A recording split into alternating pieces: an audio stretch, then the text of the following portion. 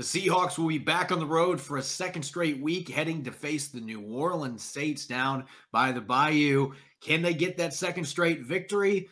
We're going to be looking at a number of key matchups that will decide who wins this Week 5 contest on our weekly Matchup Wednesday segment on Locked On Seahawks. You are Locked On Seahawks, your daily Seattle Seahawks podcast. Part of the Locked On Podcast Network, your team every day.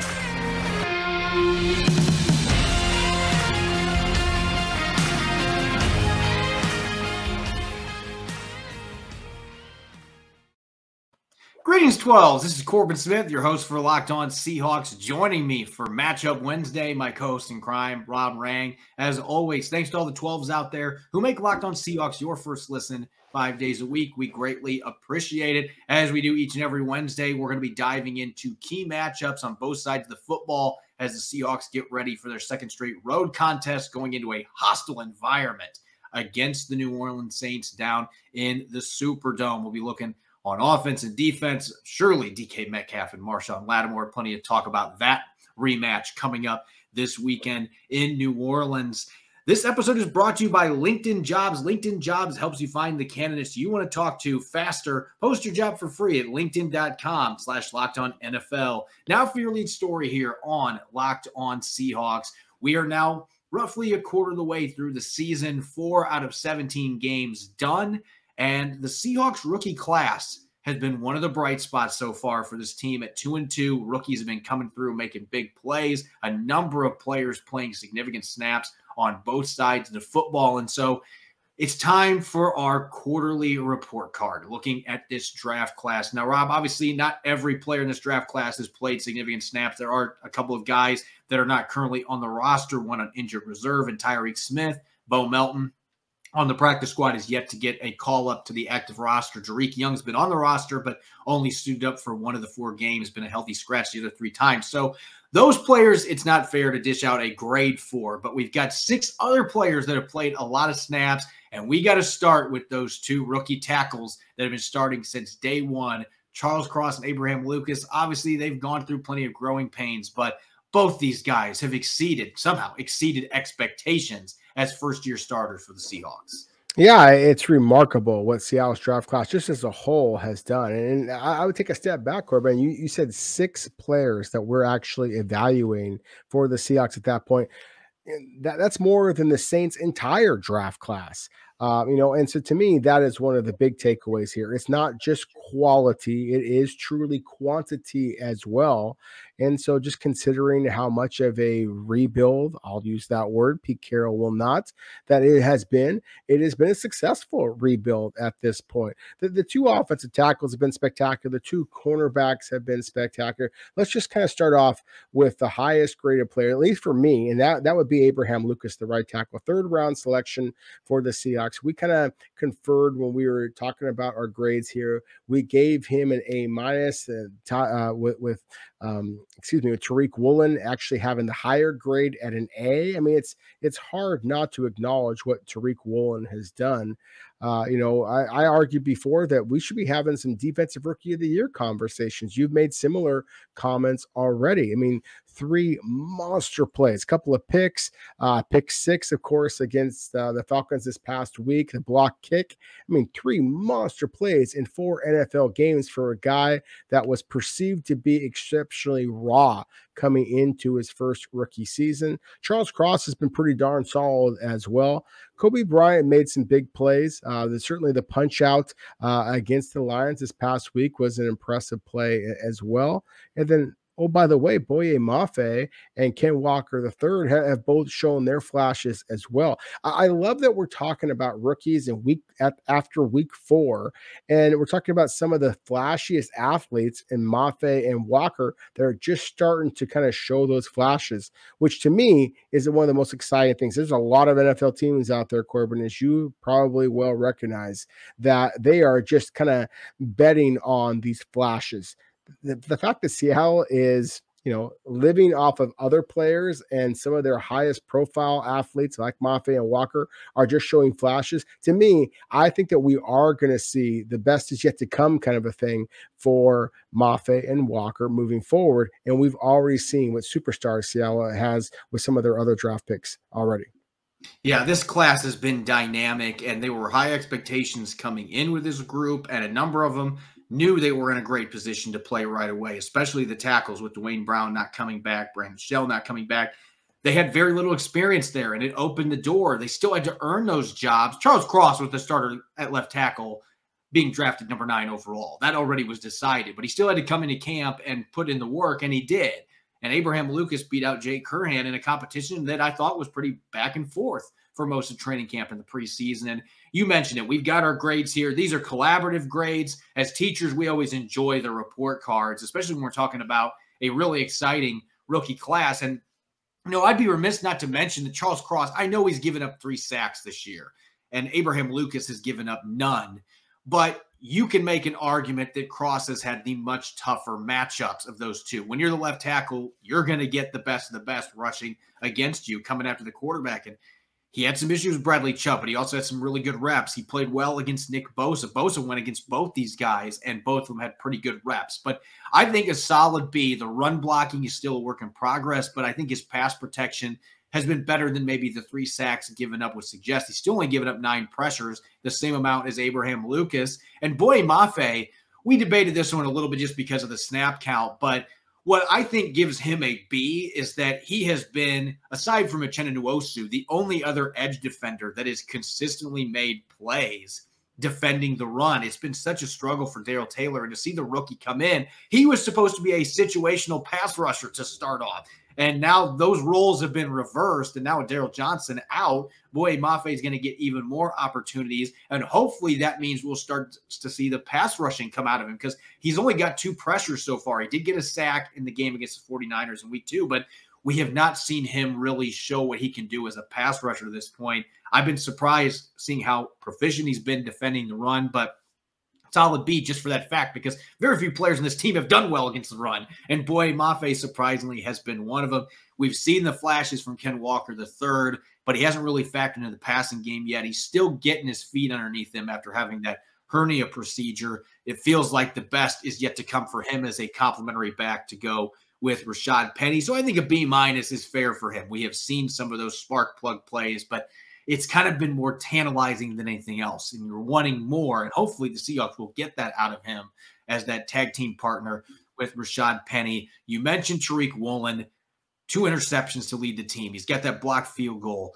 Russell Wilson tested him several times in that season opener on deep balls, and he was ready for them every single time. He got a couple penalties in that game, but otherwise did a great job staying in the hip pocket, the natural 4.26 speed, just the way he runs and glides around the field. He's been extremely exciting. There's been the rookie lumps, the rookie penalties. He's had some coverage breakdowns, and yet he keeps finding ways to make up with it with those plays that make your jaw drop. You don't see that from 5th-round picks very often, but that's the caliber of athlete that Tariq Woolen is. And now you're seeing a playmaker that, quite frankly, we did not see at the college level. He had 1 interception in 2 years at UTSA. He's got 2 interceptions in the last 2 weeks for the Seahawks, and he was doing that in training camp.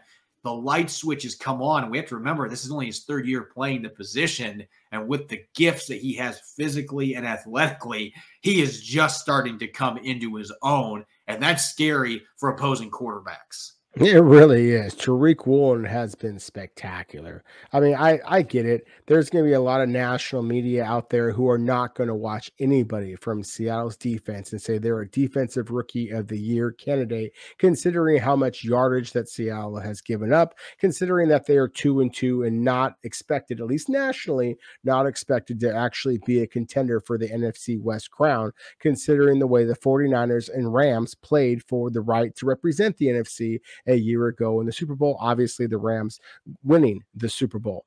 At the same time, Tariq Woolen has been the NFL's best rookie so far, at least in my humble opinion, he's been absolutely spectacular. The interceptions we talked about in yesterday's show, Corbin, the interception when he was matched up one-on-one against TJ Hawkinson, a former first-round pick himself, who of course torched the Seahawks. But that interception was spectacular. He starts off on one side of the field, basically has to accelerate all the way across. We saw the same kind of closing speed when he got a sack earlier in the year. We saw it with the closing speed with the blocked punt, or excuse me, the blocked field goal earlier in the year. And the way that he just plucked the football, put it away, and then scores the touchdown. I mean, that's all pro kind of stuff. And as you said, and this is a guy who's only in his third year playing the cornerback position. Absolutely spectacular. And if I was to quickly transition over to Abe Lucas, the other player that got at least an A-, but one of those top grades on our board, to not give up a sack at this point in the season, there's no question that he has not faced the caliber of pass rushers that Charles Cross has. But at the same time, he has held up very well in pass protection. Some of the better pass protection blocks I've seen have been from Abe Lucas so far. I love the guard play that we're seeing Gabe Jackson come in and provide some punch as well. But Abe Lucas, the way that he is getting up to the line of scrimmage, getting up to the second level and knocking people down as a run blocker, that's the same thing I saw at Washington State, why I thought that he could be a future starter. I just, as excited as I was about Abe Lucas, I didn't think that he'd be able to come in as a rookie and be able to make the impact that he has for the Seahawks so far. And then really quickly with Boye Mafe, the flashes that we've seen, as you said, we were hoping to see a little bit as a pass rusher, but it's been the physicality that he's shown in the running game. The Seahawks have needed it, and he has provided it. He's shown better awareness than I thought for a player who, again, like Tariq Woolen, was perceived to be pretty darn raw. And yet he has not been raw. He has actually been very aware, very physical. And again, I think that this is all a credit to the Seahawks rookies and the scouts that brought them in, but also to the Seahawks coaching staff. They've done a terrific job of taking these players that some panned as reaches in all three of these players I'm talking about here. And instead, they've actually been some of the strengths of the Seahawks start. And really the best part, as Pete Carroll has talked about the last couple of weeks, they've only played 4 games. They are going to get better. This group collectively, we might see Tariq Young start factoring in at some point as well at receiver and special teams. He just has been out as a healthy scratch because of the numbers game, but he may get that opportunity at some point. So there's so much to be excited about this group, and yet they're just scratching the surface of their potential. And these guys are going to keep getting better. That is going to be bad news for upcoming opponents in the second half. They keep these guys healthy and they keep improving. This core has a chance to really be a key backbone for the next contender for the Seattle Seahawks. So a lot to be excited about with this 2022 draft class, quarter way through their rookie seasons. It's matchup Wednesday. We're going to get to the Seahawks on O against the Saints on D coming up next. We're always excited about this episode in the middle of the week, our favorite episode here on Locked On Seahawks. We'll start getting through those matchups coming up here next. As you gear up for the fall, you need the right people on your team to help your small business fire on all cylinders. LinkedIn Jobs is here to make it easier to find the people you want to talk to faster and for free. As a former site manager and current podcast host, I've made plenty of hires over the years, and LinkedIn has always been a go-to for me to find top candidates in sports media. Create a free job post in minutes on LinkedIn Jobs to reach your network and beyond to the world's largest professional network of over 810 million people. Add your job in the purple hashtag hiring frame to your LinkedIn profile to spread the word you're hiring so your network can help you find the right people to hire. Simple tools like screening questions make it easy to focus on candidates with the right skills and experience so you can quickly prioritize who you'd like to interview and hire. It's why small businesses rate LinkedIn Jobs #1 in delivering quality hires versus leading competitors. LinkedIn Jobs helps you find the right candidates to talk to faster. Did you know every week nearly 40 million job seekers visit LinkedIn? Post your job for free at linkedin.com/LockedOnNFL. That's linkedin.com/LockedOnNFL to post your job for free. Terms and conditions apply. You're listening to the Matchup Wednesday edition of Locked On Seahawks. I'm your host, Corbin Smith. Joining me as always, my co-host in crime, Rob Rang. Thanks to all the 12s out there for making Locked On Seahawks your first listen 5 days a week. We've got crossover Thursday coming up tomorrow. I'll be joining Ross Jackson of Locked On Saints to continue previewing this upcoming matchup in New Orleans. Really fired up about this game between two teams right now that are at 500 or under 500, but maybe can play their way into the playoff discussion still here early in the season. And it's going to be a loud environment in New Orleans. Looking forward to breaking down that game with Ross on Crossover Thursday. And make sure you check out NFL Key Predictions every Friday on Locked On NFL. Locked On's local experts give you the inside scoop on the 5 biggest games of the NFL weekend, including Sunday and Monday Night Football, plus betting advice from the field's leading experts at BetOnline. Follow NFL Key Predictions every Friday on Locked On NFL, available on the Odyssey app, YouTube, and wherever you get your podcast. All right, Rob, let's get to the matchups here. Seahawks getting ready to face the Saints, second straight road game where they're heading towards the eastern side of the U.S. They've been so good in those games compared to other West Coast teams, but this is going to be a different animal going to New Orleans, the hostile environment that is the Louisiana Superdome, and having to deal with that crowd in that environment. Seahawks on offense are going to have to find a way to weather that storm of loudness and the brash fans that we're going to see in New Orleans. I think it's pretty obvious, though, what first matchup we need to break down when you consider what happened when these teams played last year in Seattle. Yeah, I have to agree with you. I think that from a schematic standpoint and how I think the game might actually play, I think you could make an argument that maybe Seattle needs to look at the running game. But at the same time, in terms of just an entertainment standpoint, in terms of a scouting standpoint, oh my goodness, you got to get excited about DK Metcalf and Marshawn Lattimore going head-to-head all over again. Corbin, we've talked so many times about DK Metcalf and what just a physical monster that he is. I mean, just his size, his speed, his athletic ability, his ability to go up and high point the football. I think that he is the most physically gifted wide receiver, not only in Seahawks history, but among the most physically gifted wide receivers in NFL history. That doesn't mean that he's among the best receivers at this point in his young NFL career, but I think that he can become that. And I could say the same thing about what a talent that Marshawn Lattimore is at the cornerback position. I can go back and tell you what I saw when I very first saw him covering the Rose Bowl, watching the University of Washington go up against the Ohio State Buckeyes, and just seeing a corner in Lattimore who just had a different level of acceleration and change of direction. This is going to sound clumsy. I apologize because I hate to compare any human being to any animal, but I am a proud owner of a German short hair pointer, a dog that is known for being able to just run as fast as any animal you're ever going to see. Basically, I take him to the dog park and my GSP can just basically outrun any other dogs out there. And that's the same type of athletic ability you see from Marshawn Lattimore. There are certain guys that if they are put in one spot, their ability to change directions and explode off of either hip and get downfield is just remarkable. That's what Lattimore has. There are very, very few corners, Deion Sanders-like ability to accelerate downfield. So in terms of just a matchup between physical talent, then it doesn't get any better than Marshon Lattimore against DK Metcalf. And I'm sure that this is a date that has been circled on the calendar for both these guys. This is going to be a different situation than last week where DK Metcalf, and it turned out the comments that he made about Jeff Okudah, it turns out maybe he was right on that because he dominated that matchup. He backed up his words saying he's a good corner, but I don't think you're going to hear him say that necessarily about Marshon Lattimore, even though he scored an 85-yard or 84-yard touchdown against him last year. The only touchdown the Seahawks scored in that matchup in Seattle. They scored the first 7 points on that long touchdown. He beat Marshon Lattimore downfield, and these two were going at each other multiple times, and Lattimore got flagged a couple times. It was kind of one of those where Metcalf was pushing the issue, but Lattimore was the one that got busted, and these two do not like each other. I think there's a respect there, but there's clearly some angst between these two guys. And you mentioned Lattimore's quickness, his change of direction skills, but he has the physicality and the mentality to be able to line up against DK Metcalf and play against him. And so I mentioned it the other day.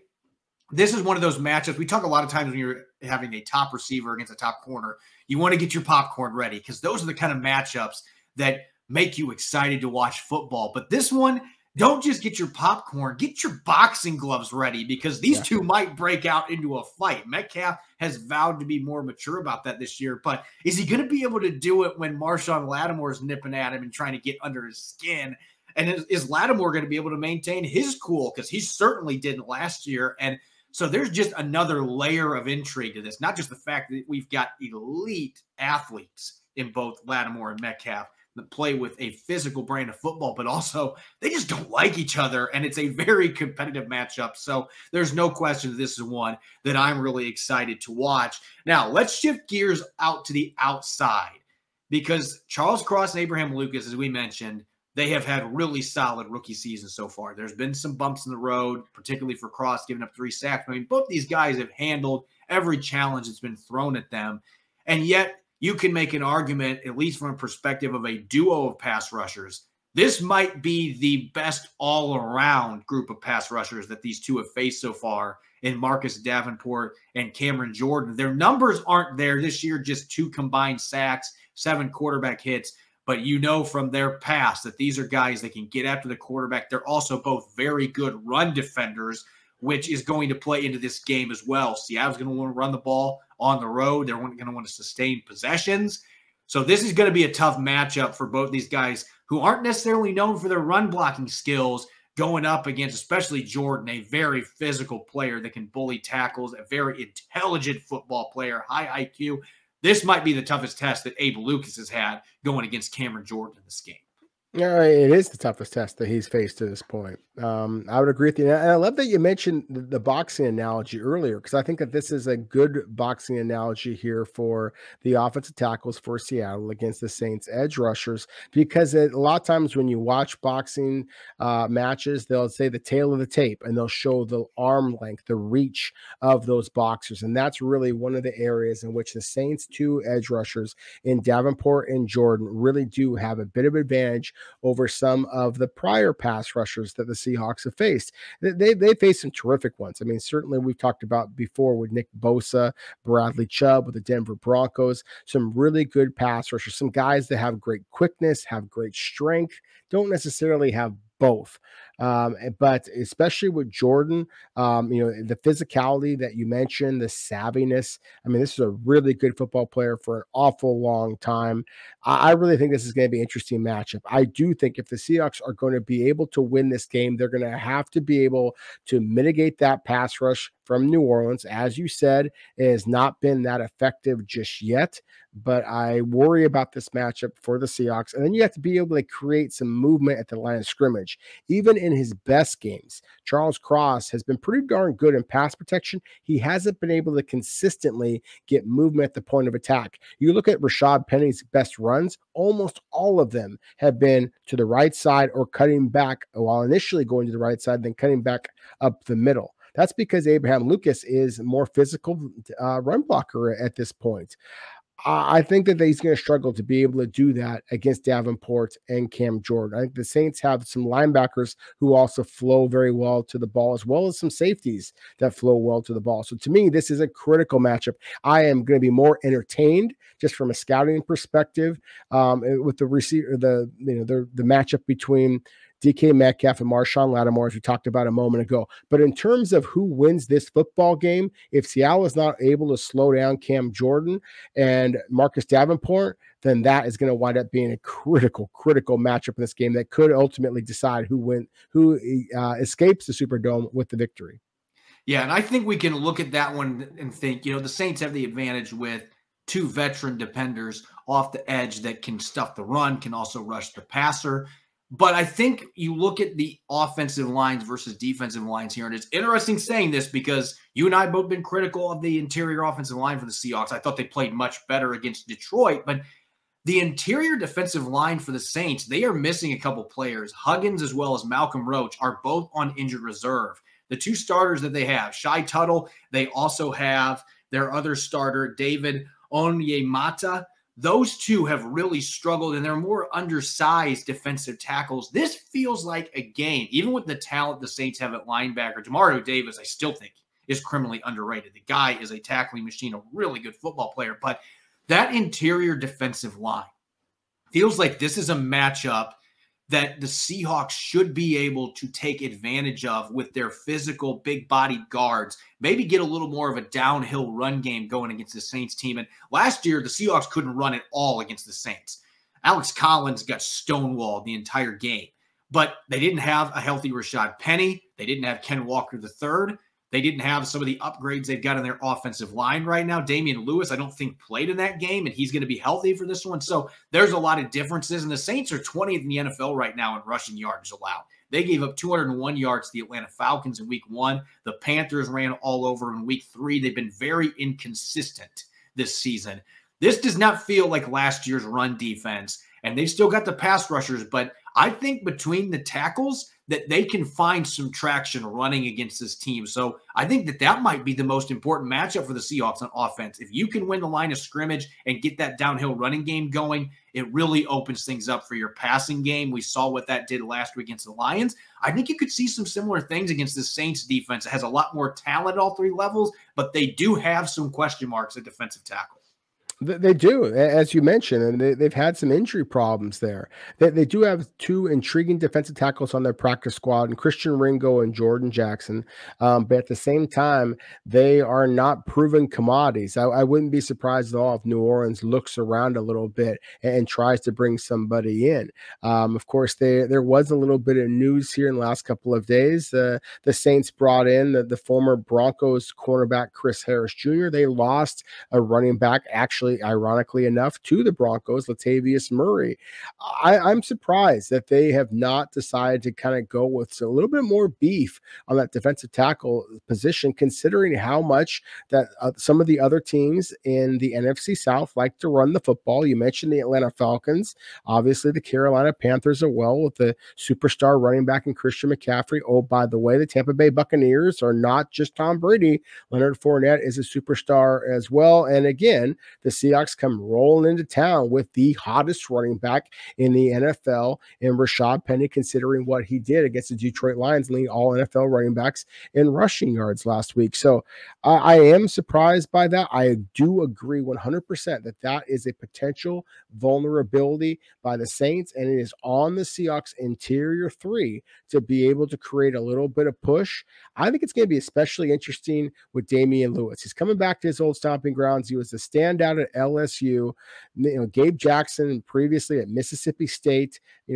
Let's see. You expect that they're going to have some friends and some family members in the game. Let's see what you got there, because I do think that this is something that Seattle might be able to take advantage of. And again, I would agree with you. I think Seattle's ability to run the football is going to be critical in this game. We're going to switch gears now, going to the Seahawks on defense, going up against a Saints offense that's been banged up. They've been dealing with issues at quarterback, still trying to figure things out in the post-Drew Brees era, but certainly they've got weapons. We're going to take a look at matchups on that side of the football coming up next here on our Matchup Wednesday edition of Locked On Seahawks. BetOnline.net is your #1 source for football betting info this season. Find all the latest player developments, team matchups, news, podcasts, and in-depth articles and analysis on every game you can find. And as always, BetOnline remains your continued source for all your sports and wagering information, with live betting and up-to-the-minute scores for every sport out there. The fastest and easiest way to check in on all your favorite games and events, including Major League Baseball, MMA, boxing, and golf. Head to the BetOnline.net website or use your mobile device to learn more. BetOnline, where the game starts. You're listening to Matchup Wednesday here on the Locked On Seahawks podcast. I'm your host, Corbin Smith. Joining me as always, my co-host in crime, Rob Moraine. Thanks to all the 12s out there, as always, for making Locked On Seahawks your first listen 5 days a week. And for your second listen, make sure to check out the Peacock and Williamson NFL show. Brian Peacock and former NFL scout Matt Williamson give you the expert NFL analysis in less than 30 minutes. It's free and available wherever you get your podcast. All right, we just looked at the Seahawks on offense heading into this Week 5 matchup on the road. Loud environment against the Saints. Pretty talented defense. Got a lot of talent at all 3 levels. There are certainly some areas of vulnerability, though. You can say that about the Saints on offense, too. There are some question marks, and that's one of the big reasons they're going into this game at 1-3. They've had injuries. There's been inconsistencies putting points on the board. They've had 2 different quarterbacks playing. Andy Dalton probably going to be the starter this week, but maybe Jameis Winston comes back. We don't know just yet. What's the first matchup that jumps out to you when you look from a Seahawks perspective on defense going up against the Saints offense? Well, you said it, Corbin. Until we know for sure who's going to be the starting quarterback, I think that we have to look elsewhere. Certainly with Jameis Winston, I mean, when it's bad, Jameis, and his willingness to throw the ball into coverage, that might be an advantage for the Seahawks if Jameis Winston were to be on the field rather than Andy Dalton, who is trying to prove, like Geno Smith, that he is not washed up in any regard.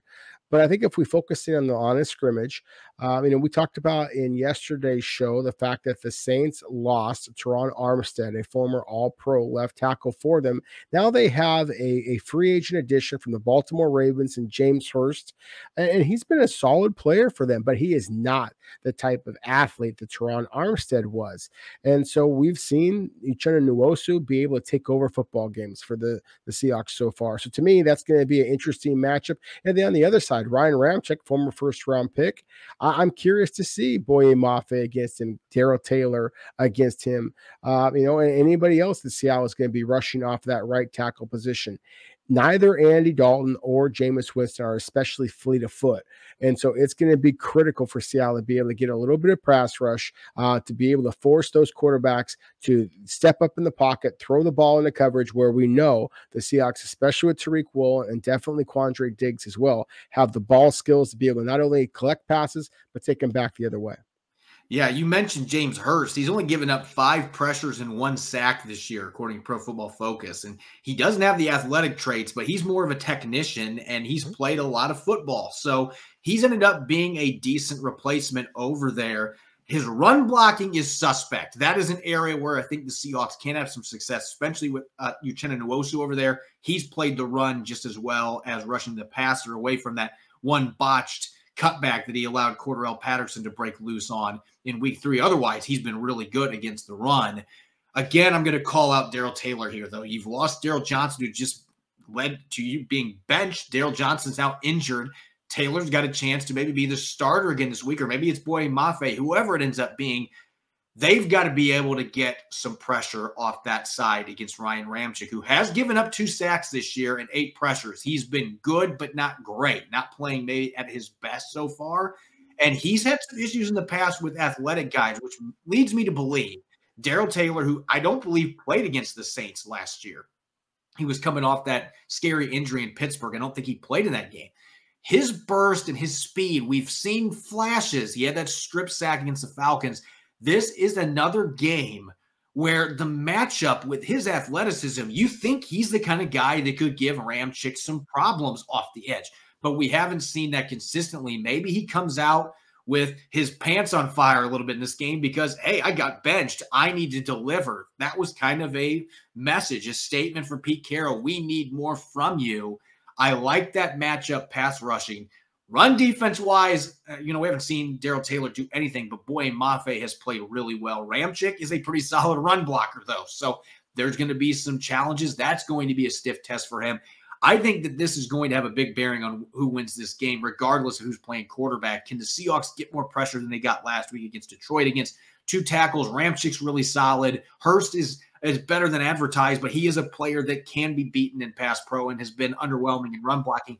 It feels like this could be a matchup that favors Seattle a bit more than last week when they were going against 2 really good tackles in Taylor Decker and Penei Sewell. Looking at the next matchup for the Seahawks on defense, just talked about those outside offensive linemen, the tackles, but really what it boils down to, can you stop Alvin Kamara, which has been something the Seattle Seahawks have not been able to do basically any time that they have played the Saints, whether it's been on screenplays. He has murdered them on screenplays the last couple of years.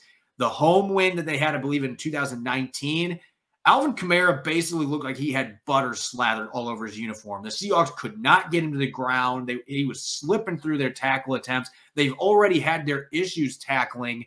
The onus, again, is going to fall on those linebackers, as well as Josh Jones or Ryan Neal, whoever ends up getting most of those snaps at safety.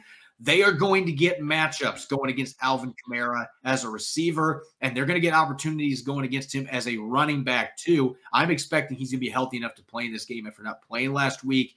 His slipperiness, his surprising power that he plays with has given the Seahawks defense fits every time they've been matched up against this team. And I expect, again, with the issues they've had, it's going to be a problem. You either need to step up and take another stride forward as a run defense, or this is a game that New Orleans could win running away, literally by running away with Alvin Kamara. He is a one-man wrecking crew when he gets going. So to me, that is the most important thing for the Seahawks defense. Can you find a way to slow down number 41, who has dominated you in past matchups?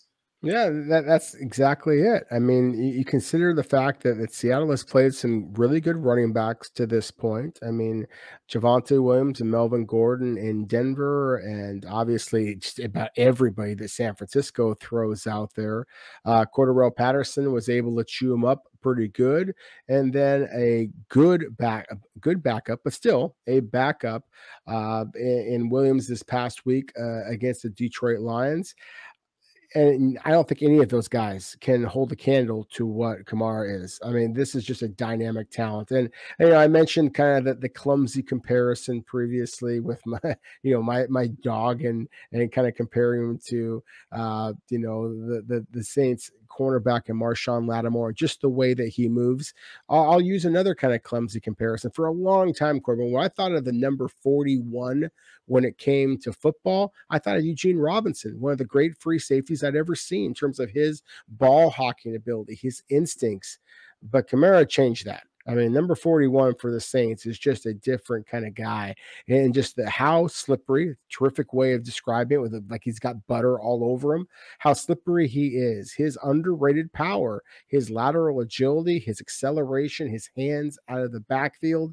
And considering how much the Seattle has struggled to stop opposing running backs so far this season, and at times over the last couple of seasons, this is a terrifying matchup in so many different ways. Now, if Kamara is not able to play, then the Saints still have another superstar in Mark Ingram, who actually plays a lot like Jamal Williams of the Detroit Lions previously. He is that downhill runner who will put you on your backside.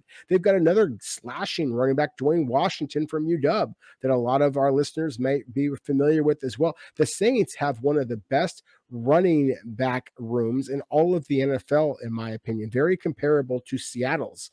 So even if Kamara is not able to play for the Seahawks, then I still think that this is a huge concern. And I'll mention one other player, Tayson Hill, the former quarterback, tight end, sometimes running back, sometimes wildcat quarterback.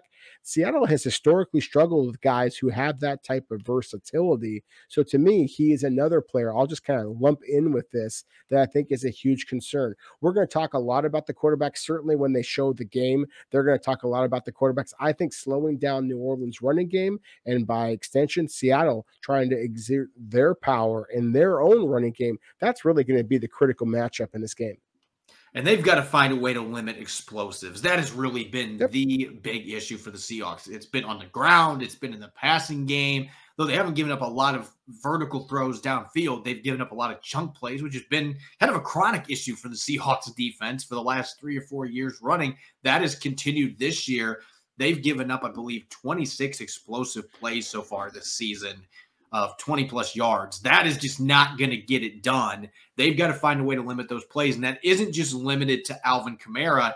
This Saints team has a ton of talent at wide receiver. Michael Thomas didn't play last week, and he's been battling injuries, it seems like, nonstop the last couple of years. It feels like it's been an eternity since 2019 when he had 149 catches and over 1,700 receiving yards. But he has 3 touchdowns already this year. When he's been healthy, has yet to surpass 75 receiving yards in the game, but he's caught 3 touchdowns. He's made a nice return for New Orleans with kind of a shaky quarterback situation with Winston and Dalton at the trigger. But he's still one of the best receivers in the NFL when he's healthy.